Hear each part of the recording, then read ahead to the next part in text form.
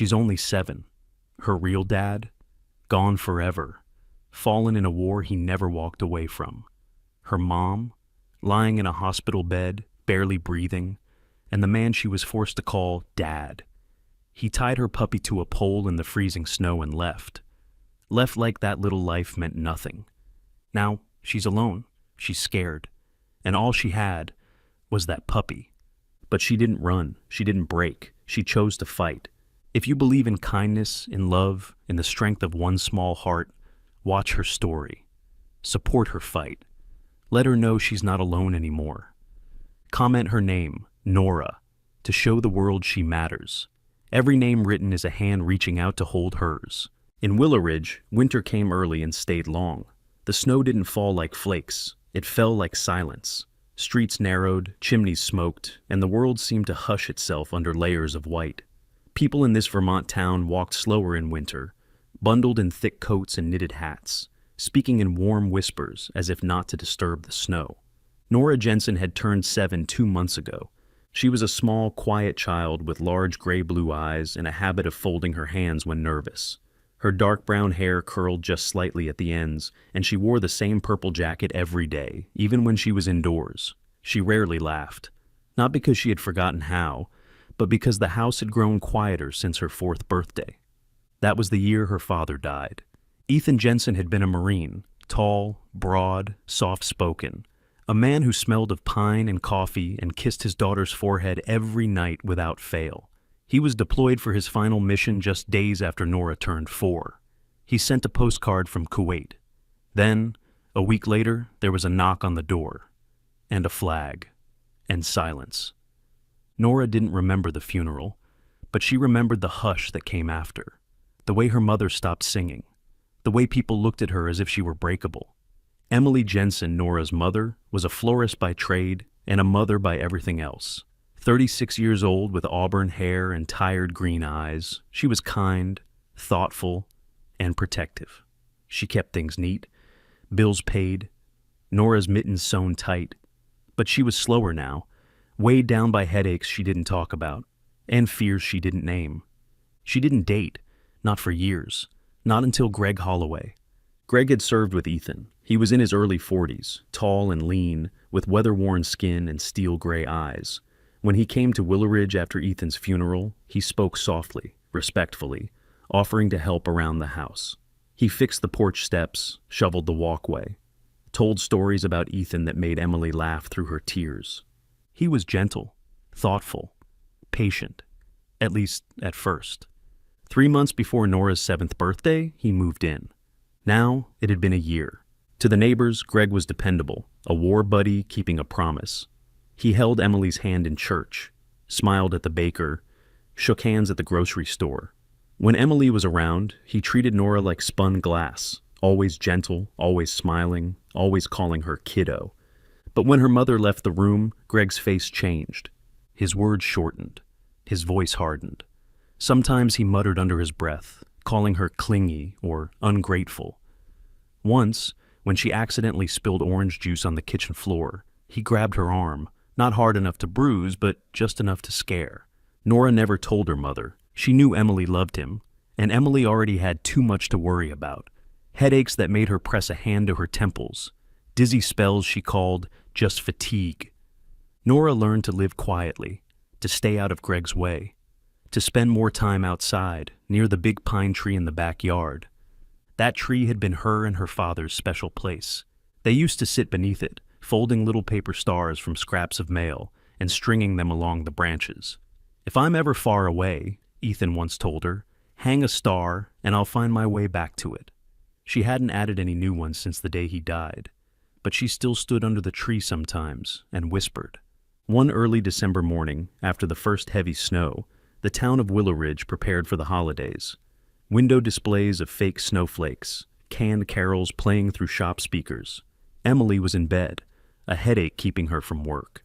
Greg had left early, saying something about the hardware store. Nora was reading on the porch steps when she saw a figure approaching through the snow. Lucas Rivera was a stranger to most of Willow Ridge, but not to Nora. She remembered him faintly from her father's funeral. A wiry man in his late 30s with a short beard, brown skin, and a limp in his left leg. His eyes were kind, worn down by things he didn't talk about. He carried a large cardboard box, wrapped in brown paper and tied with twine, with small holes punched in the sides. Steam rose faintly from it in the cold air. Emily greeted him with surprise, hugging him tightly. "You came all this way?" she whispered. "Had to," Lucas said. "I made a promise." They stepped inside. Nora hovered near the wall, unsure. Lucas turned to her, kneeling to her height. "I've got something for you," he said, and opened the box. Inside, wrapped in soft fleece and nestled against a warm pack, was a golden retriever puppy, barely a month old. Its fur was pale gold, its eyes not fully focused, its small tail wagging sleepily. It gave a tiny yawn, then blinked up at Nora, as if it had always belonged to her. Nora's breath caught. Lucas smiled. "Your dad made me promise. If anything happened, I was to find the sunniest little pup I could and bring it to you. He said you needed someone who'd always wait at the door." Nora reached into the box with slow hands. The puppy leaned into her palm, warm and trembling. "I'll call him Sonny," she said, barely above a whisper.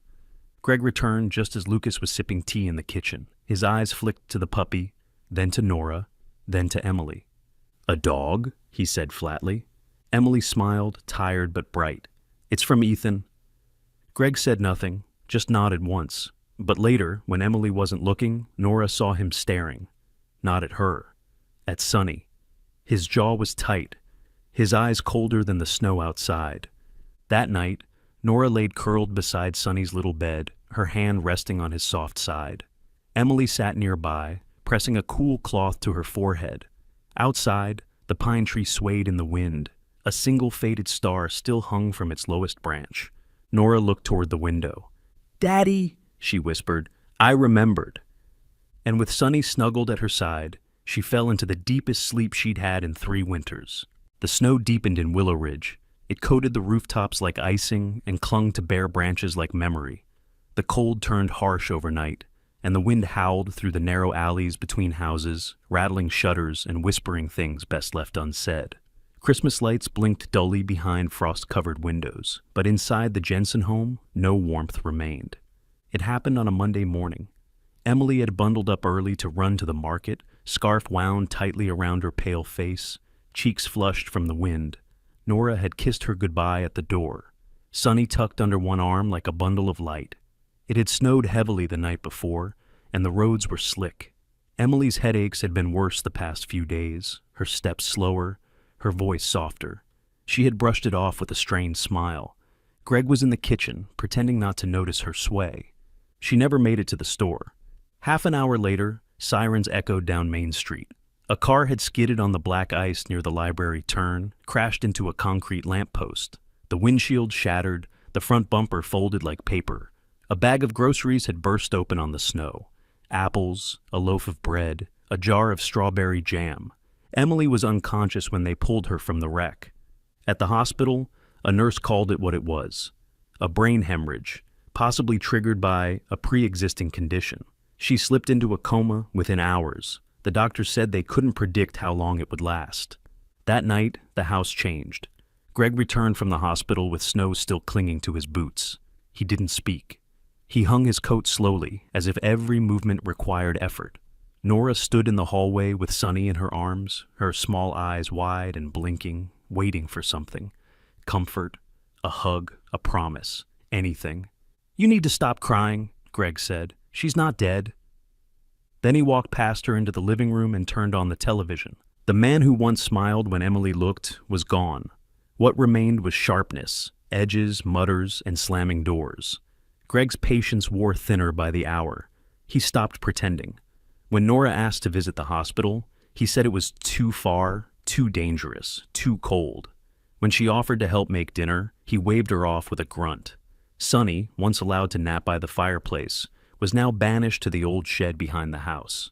"No dogs in the house," Greg barked. "It's a mutt, not a baby." Nora didn't argue. She wrapped Sonny in a blanket and snuck him scraps of food at night.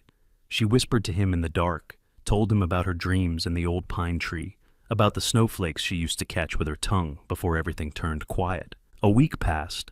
One afternoon, searching for paper to draw on, Nora climbed into the attic. a small, cramped space above the kitchen filled with dusty boxes and forgotten shelves. The air smelled like old books and cedar. As she shuffled through a box labeled Xmas, her hand brushed something wrapped in a faded navy cloth. It was a wooden box, small and heavy, with a rusted latch. Inside were letters, dozens of them, folded carefully, tied with green string. Each one was marked 2M, in a handwriting she knew well, her father's. They were from Afghanistan, dated across 2 years. She flipped through them slowly, fingers trembling, afraid to breathe. One envelope sat at the bottom, sealed. On the back, her name, for Nora, when she's ready. She didn't open it. Not yet. She tucked it back beneath the others like a prayer waiting for the right moment. Meanwhile, across the snowy fence, someone was watching. Marley Granger, age 29, lived alone in the blue-shuttered cottage next door. A local journalist who worked for the Willow Ridge Gazette, Marley was tall, narrow-faced, with warm hazel eyes and a perpetual air of thoughtful observation. She wore oversized sweaters, drank tea by the gallon, and had a habit of scribbling in her notebook at odd hours. She had grown up in a louder part of the state, but moved to Willow Ridge after a messy breakup and her younger sister's death in a car crash. It made her quiet, cautious, but fiercely empathetic. She noticed things, especially children. That week she began noticing Nora. It started with the silence. The porch swing stopped moving. No more laughter. No snow angels in the yard. She saw Nora out back one night, kneeling near the shed, trying to drag a blanket through the snow. A flash of golden fur. A soft bark. The girl was crying, but made no sound. Marley stood behind her curtain, hand frozen on her teacup. The next day she tried to greet Greg as he shoveled the walk, but he gave only a curt nod and returned inside. When she called out to Nora from the fence, the girl waved, barely. Her eyes darted toward the window. Then she disappeared. Marley's gut tightened. Something wasn't right. She began writing things down. Times, dates, weather, details. A journalist by trade, but a woman of instinct. She decided to keep watch. Back inside the yellow house, Nora sat beside Sunny in the laundry room, her new hiding place. She traced her fingers along the edge of the sealed letter, still unread. She wanted to open it, but something inside her whispered, not yet. That night, Greg slammed a cupboard and cursed when the power flickered. Snow fell harder. The wind pushed against the windows like it wanted in. And somewhere in the darkness, the paper stars on the pine tree swayed gently, as if remembering a father who once promised, "If you hang a star, I'll find my way home." The snow had turned to ice by morning. A thin sleet hissed against the windows of the Jensen house, falling slantwise in sheets that blurred the sky and smudged the world into a mess of gray. The cold was sharper now, meaner. It bit into the wood of the porch and groaned in the old hinges of the back shed, where Sunny had been confined for 4 nights straight. Nora hadn't spoken aloud since her mother's accident. Not to Greg. Not at school, where she now rarely went. She stayed inside most days, curled beside the laundry vent with Sunny during the hours Greg was out. But today, he hadn't left. And worse, his temper was waiting for something to burn. Greg Holloway had been pacing since breakfast, shoulders stiff beneath his flannel shirt. He hadn't shaved in days, and his pale eyes were ringed with a dull red tiredness. His patience, already thin, snapped completely when he found paw prints on the living room rug. "I told you," he growled, his voice low, dangerous. "No dogs inside." Nora flinched but didn't move. Sunny, as if sensing the storm, slinked behind her legs. "I said, outside." Greg grabbed the puppy by the scruff, ignoring Nora's protests, and stormed out into the sleet. Nora ran after him, coat half-zipped, boots untied, her breath puffing out in frantic clouds. They passed through the back gate and into the empty street. Greg marched straight to the park, silent, frozen. Its swing stiff with frost, and stopped at a maple tree near the edge of the woods. He pulled a worn rope from his jacket pocket, looped it roughly around Sunny's neck, and tied it to the tree's trunk. "There!" he muttered. "Let him freeze with the rest of your lies." Nora screamed. It wasn't loud. It was a small broken sound, like glass cracking beneath pressure. Her fingers reached for Sunny, but Greg turned and pointed a finger at her, face twisted. "You say a word to anyone, and I'll send him to the pound. You think anyone's going to take in a mutt like that in this weather?" Then he walked away, back through the snowstorm without looking back. Sonny whimpered against the tree. He was shaking, ears flat, eyes wide with confusion. Nora stayed only long enough to wait until Greg was out of sight, then ran to him, tugging at the knot with frozen fingers. The rope wouldn't budge. Her coat was thin, her gloves damp from the snow. She wrapped herself around the puppy, trying to warm him with her own small body. But the cold was too much. Her vision blurred.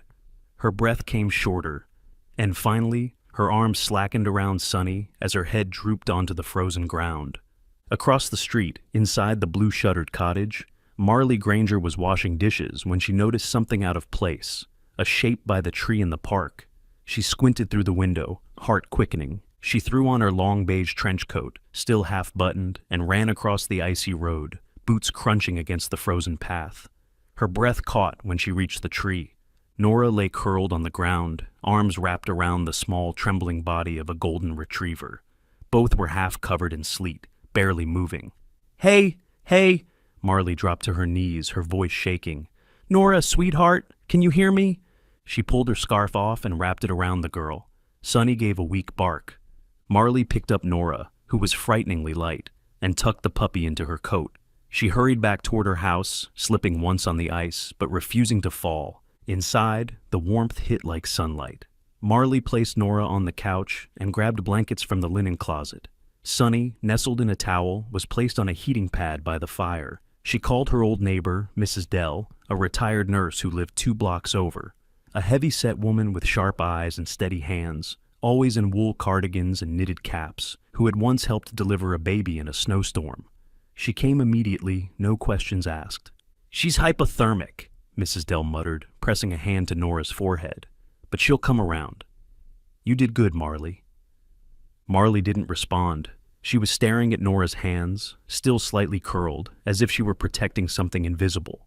Later, once Nora was resting under 3 layers of blankets, Marley sat at her small writing desk by the window and stared at the park across the way. On the wall beside her desk hung a photo, black and white, slightly faded, of a young woman in army fatigues, grinning in the desert sun. Her name was Sarah Granger, Marley's older sister, a field nurse in Afghanistan. She had saved 27 lives before losing her own in a roadside explosion. She was supposed to come home that Christmas. Marley never stopped feeling like Sarah's voice had gone unfinished. That's what she saw in Nora now, a small voice, buried and quiet, waiting for someone to listen. She pulled out a notebook, a soft, leather-bound thing with lined pages and a ribbon marker. The first page was blank. She began writing. December 12th, girl found near the maple tree, severe cold, puppy nearly dead. Witness no adult with her. Claims not made yet. Possible abuse or neglect. Need to investigate further. She paused, tapping her pen. Greg Holloway, former Marine. Lived with Emily Jensen for 1 year. Temper issues. Look into history. Emily Jensen, hospitalized, coma, no father present, only guardian, Holloway. Sonny whined from his blanket.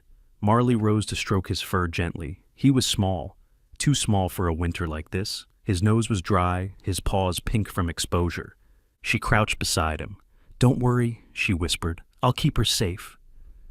When Nora woke hours later, Marley was beside her with a warm mug of cocoa and no questions. Not yet. Just silence. Safe silence. The kind that let a child's eyes blink without fear. That night, snow continued to fall on Willow Ridge. The maple tree stood silent and slick with ice, unaware of the scene it had just held. And in Marley's small living room, a girl and her dog slept side by side beneath a quilt stitched with pine needles, stars, and a sky neither of them could yet name.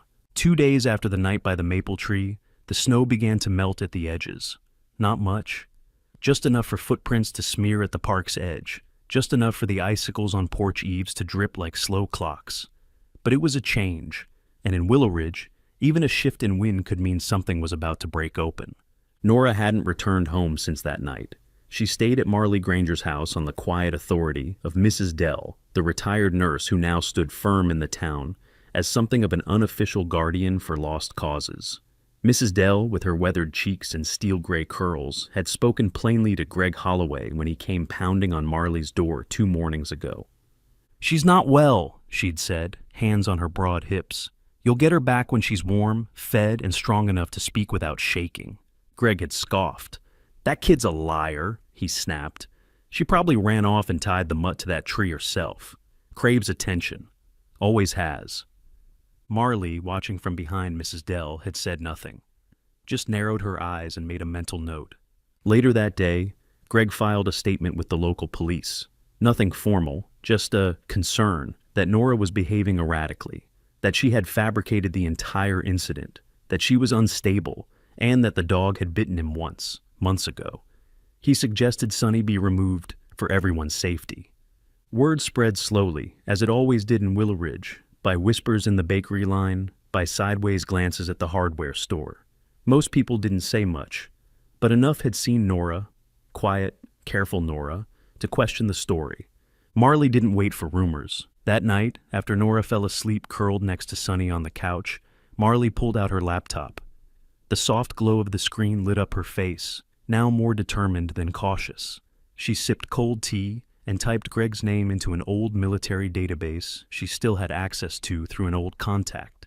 Daniel Ross, a former investigative journalist turned VA coordinator who owed her a favor.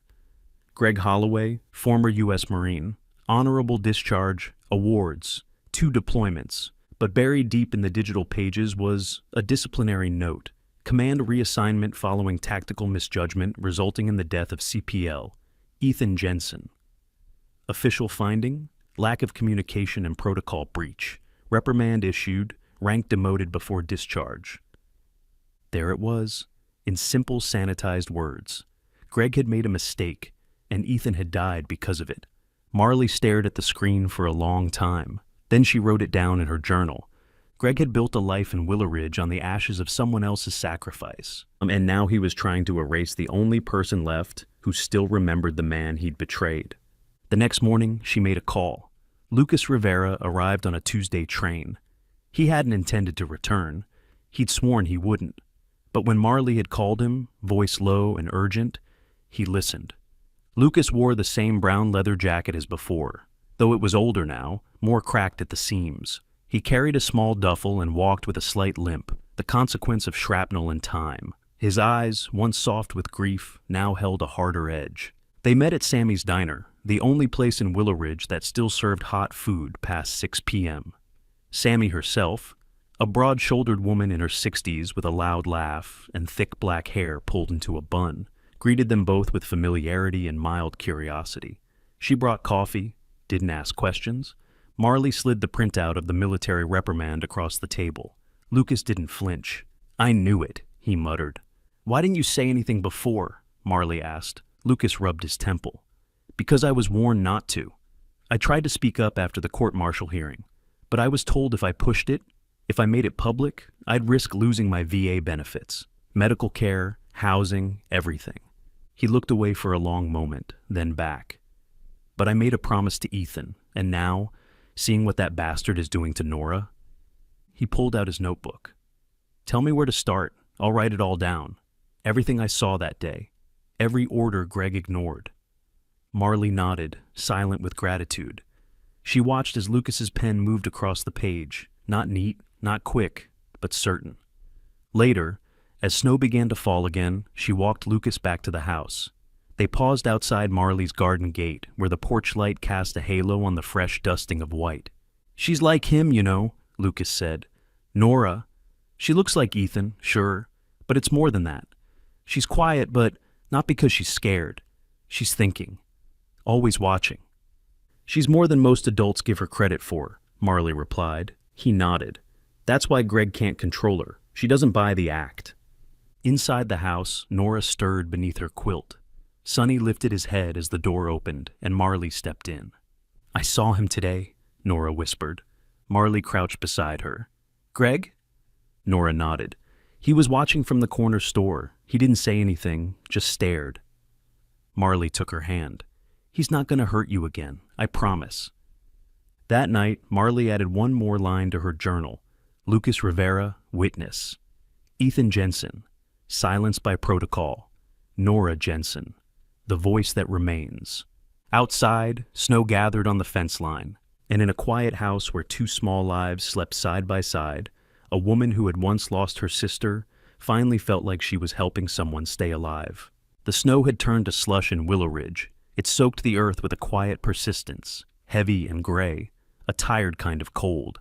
Puddles formed in potholes, the edges of the sidewalk softened, and the wind no longer carried bite, but suspicion, the kind that drifted in behind closed doors and whispered in the corners of warm kitchens. Inside Marley Granger's home, Nora Jensen sat at the kitchen table with a steaming cup of cocoa between her hands. Her sleeves were pulled down over her palms, her shoulders hunched forward like she was trying to fold herself smaller. But her eyes, those steady gray-blue eyes, stared straight ahead, watchful. It had been a week since Lucas Rivera returned and gave his statement. A week since Greg's version of events began to unravel. The town was still quiet, but not comfortably so. Neighbors glanced a little longer. Conversation stuttered. The story was unfolding, and Willow Ridge didn't quite know what to do with the truth. That morning, while Marley had gone to meet her editor at the regional office, Nora stayed behind with Mrs. Dell, the retired nurse with a sharp mind and soft hands. Dell had a way of moving through a house as if it were hers, tidying here, heating soup there. She hummed hymns under her breath and wore her late husband's cardigan, with mismatched buttons sewn on by her granddaughter. While Dell reheated lunch, Nora wandered into the hallway and looked up at the ceiling. The attic hatch sat slightly ajar. Odd, because Marley was meticulous. Nora dragged a chair beneath it and climbed carefully. The ladder groaned but held. The attic was dim, lined with old Christmas decorations, stacks of newspapers, and a single cedar trunk pushed beneath the eaves. Nora walked to the far end, toward a pile of boxes she had seen once before. Her fingers brushed over a familiar wooden one, its edges worn smooth with time. She opened it slowly. There were the letters again, her father's letters to her mother, all tied with green string. She had read the names, the dates, the steady scrawl of a man trying to bridge continents with ink. But this time, she reached for the envelope at the bottom, the one marked in careful print, for Nora, when she's ready. Her hands shook slightly as she opened it. Inside was a single page, folded 3 times. The paper smelled faintly of sand and old tobacco. The writing was neat, but rushed. "Sweetheart, if you're reading this, it means I didn't make it home. I wish I could have told you this in person, but war doesn't always wait for goodbyes. I want you to know something. I didn't go because I didn't love you. I went because I did. If I'm not there to keep you safe, I need you to find someone who can. Someone kind. Someone who protects, not controls. Trust your heart, Nora. It's a better judge than most grown-ups. And remember, some wolves wear sheep's clothing. Love you forever, Daddy." Nora read the letter twice. Then she folded it, placed it inside her coat pocket, and climbed down the ladder. She didn't cry. Instead, she asked Mrs. Dell for a pen. That afternoon, Marley returned home and found a drawing on her desk. A single star with a note beneath it in Nora's handwriting. "I think I'm ready now." But danger was already approaching. That night, when the sun slipped beneath the icy clouds, Greg Holloway parked 2 blocks away from Marley's house and walked the rest of the way on foot. He wore a dark hoodie, gloves, and a baseball cap pulled low. The town had grown suspicious of him, but suspicion wasn't enough. He needed control again. Marley had installed a camera outside her front door 2 days ago. It was small, tucked beneath the porch light. Greg didn't notice it. He circled the house, found the back door. It wasn't locked. Inside, the house was quiet. Nora was asleep on the sofa, Sunny curled against her feet. Marley was in her office, editing the final draft of an article titled, "The Survivor Who Lied When Heroism Hides Harm." Greg moved through the kitchen silently, checking drawers, cabinets, the hallway. He took down a photo from the fridge, one of Nora and her mother beside the pine tree, and crumpled it into his coat pocket. But as he stepped into the hallway, a low growl stopped him. Sunny stood there, eyes locked on Greg, body low and tense. Greg froze. His hand twitched toward his belt, but a voice rang out from the hallway above. "Greg?" Marley stood on the stairs, holding her phone, recording. "What are you doing in my house?" Greg didn't answer. He turned, moved fast toward the door, but the damage was done. The footage from the porch camera, the audio from her phone, the scratches Sunny left on his sleeve as he brushed past, the evidence was enough. The next morning, a social worker named Karen Whitmore arrived. She was in her early 50s, with short silver hair, a pressed navy coat, and the composed manner of someone who had seen too much and pretended not to. She sat across from Nora at Marley's kitchen table, hands folded, voice gentle. "Nora, I know this is a lot, but we need to know what happened. Your voice matters now. You won't be punished. You're safe here." Nora looked at her, then at Marley, then at Sonny, and for the first time in public, she spoke. "My dad once told me," she said softly, "that some wolves wear sheep's clothing. I didn't understand what that meant until now." She reached into her coat and slid the letter onto the table. Karen read it slowly, her brow tightening. "We'll take it from here," she said. That evening, as the sun dipped behind the rooftops of Willow Ridge, Marley hit submit on her article. The headline read, "The true survivor is the one who speaks."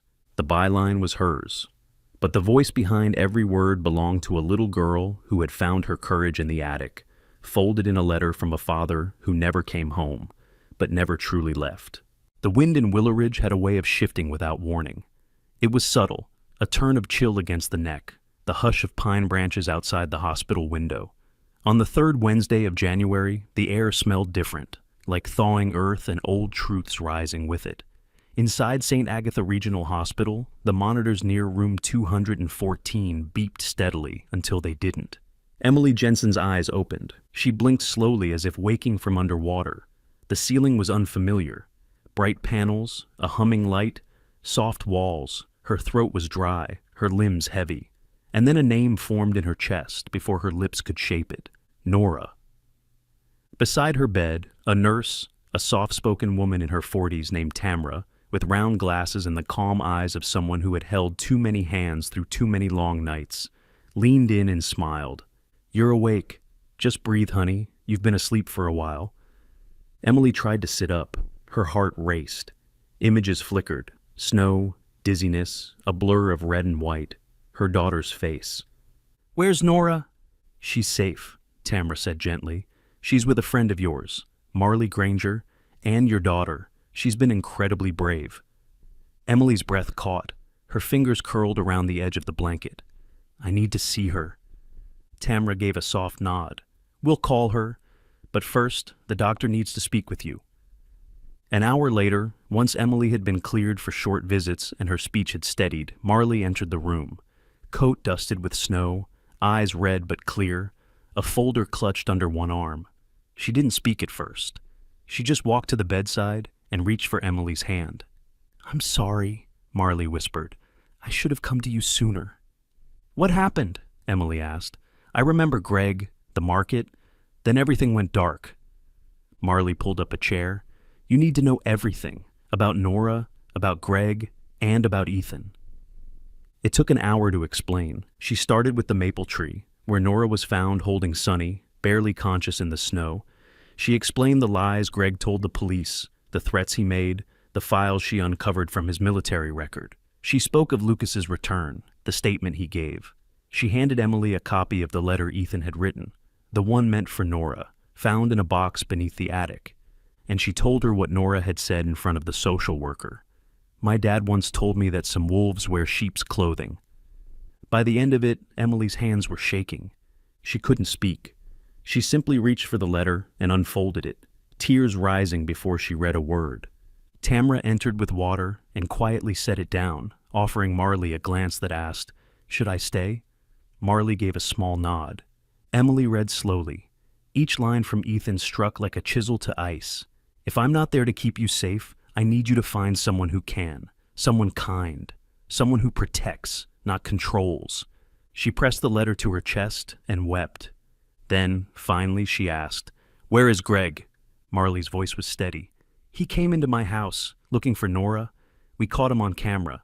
With everything else we've gathered, he's being charged. Child endangerment, animal cruelty, and falsifying military records."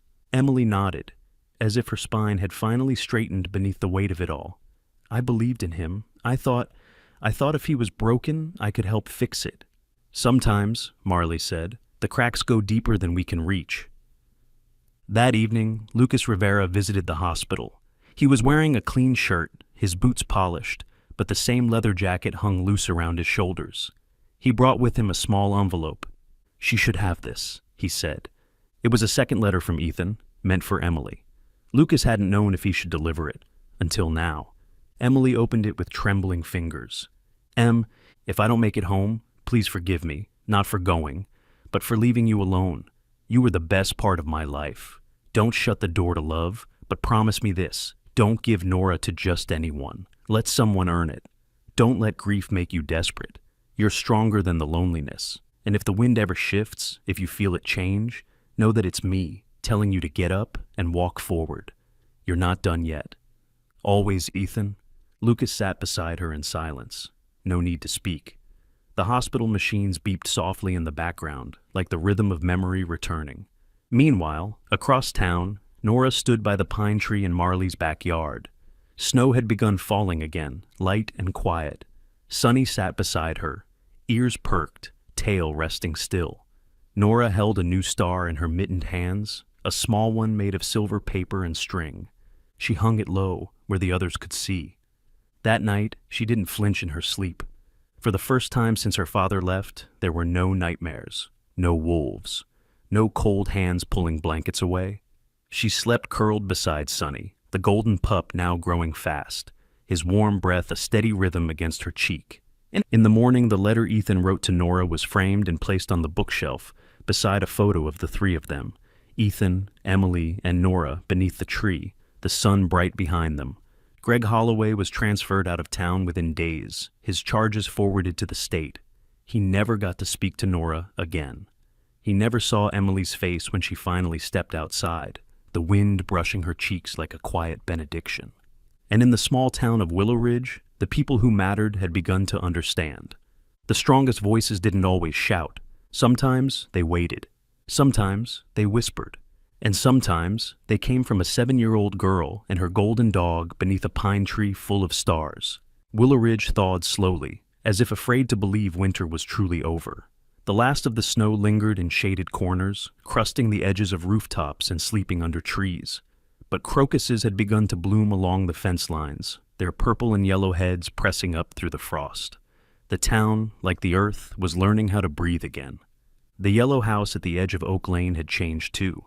The old porch swing was freshly painted white, swaying gently even when no one sat in it. The flower beds, once neglected, were now lined with baby tulips, planted carefully by small hands, and a woman who still moved slowly from the hospital's long winter. The laughter that echoed from inside wasn't loud, but it was genuine. Emily Jensen was standing in the living room, her laptop balanced on a small desk by the window. She wore a soft blue sweater and thick socks, her auburn hair cut shorter now, a decision she made after the hospital, as if shedding weight she no longer needed. She had begun teaching art remotely through a virtual learning program, working with children from across the state. Her voice, though quiet, carried warmth and calm through the screen. A new strength had taken root in her. Not loud, not dramatic, but grounded. She had known heartbreak, but now she knew how to heal too. At her feet, Sunny was stretched out, chin resting on his paws, eyes half closed in contentment. He had grown considerably over the past months, his coat now a rich golden hue, almost glowing in the afternoon light. His tail thumped gently every time Nora entered the room, which was often, because she rarely left his side. Nora Jensen, now 7.5, had returned to school part-time and studied the rest from home. She wore glasses now, round and delicate, and always had a pencil tucked behind her ear. She was still quiet, but it was a different kind of quiet, the kind that came from confidence, not fear. Each morning she walked Sunny around the neighborhood, waving to the mailman, checking the maple tree in the park. The same tree where everything changed. Now it had a small wooden sign nailed to its base, for the ones who still believe. No one knew who put it there, but no one removed it. Across town, in a modest community center filled with the aroma of strong coffee and vanilla muffins, Marley Granger stood on a small stage, adjusting the microphone. She wore her best blazer, navy blue, slightly wrinkled at the cuffs, and her curls were pinned back for once. Her speech was written on index cards, but she hardly looked at them. The local journalism guild was honoring her with the Civic Integrity Award, a modest but meaningful recognition for her investigative work and community impact. The article she wrote, "The True Survivor is the One Who Speaks," had been reprinted in 3 newspapers across Vermont and sparked wider conversations about guardianship laws and child safety protocols in small towns.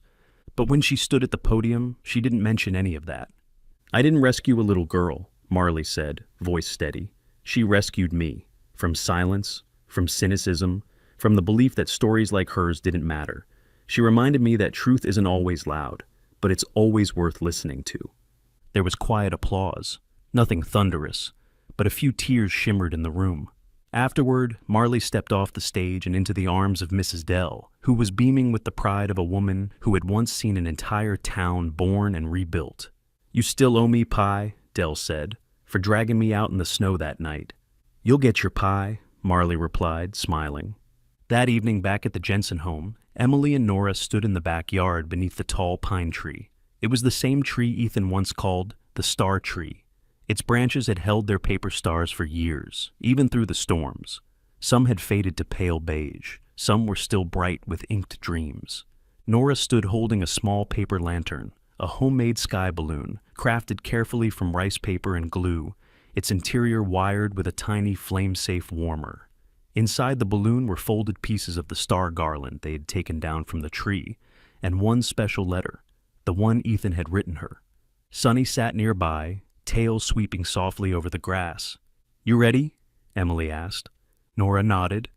They lit the warmer, and the balloon began to expand, lifting slowly in the cool twilight air. As it rose, Nora watched it with wide, wondering eyes. The paper glowed faintly gold against the purpling sky. It drifted higher, carried by a soft breeze, the kind that always whispered just before spring truly arrived. "He'd be proud of you," Emily said. Nora didn't speak. She just reached for her mother's hand and held it tightly. Later that night, Nora fell asleep beside Sunny once more. The dreams that visited her were soft and full of light. Fields of stars, the scent of pine, the sound of boots in the snow, and a voice saying gently, "I never really left." In the yellow house at the edge of Willow Ridge, peace had returned. Not perfect peace, but real. Earned. The kind that comes after storms, when the air smells like forgiveness and the past finally lets go. And in the backyard, beneath a tree older than any pain they had known, the wind lifted a final faded star, one they hadn't seen in years, and carried it softly into the sky. Final message, a lesson from the story. Sometimes, the greatest miracles don't come with trumpets or lightning from the sky. Sometimes, they arrive in quiet things, a little girl who dares to speak the truth, a puppy who never leaves her side, a mother who finds her way back through pain, and a neighbor who listens when no one else does. This story isn't just about a child or a dog. It's about what God places in front of us every single day. Opportunities to protect, to believe, to love deeper than fear. We don't always recognize the miracle when it happens, but later, sometimes years later, we look back and see the hand of God was there all along, in the warmth of a golden light, in the courage of a quiet voice, in the moment the wind changes.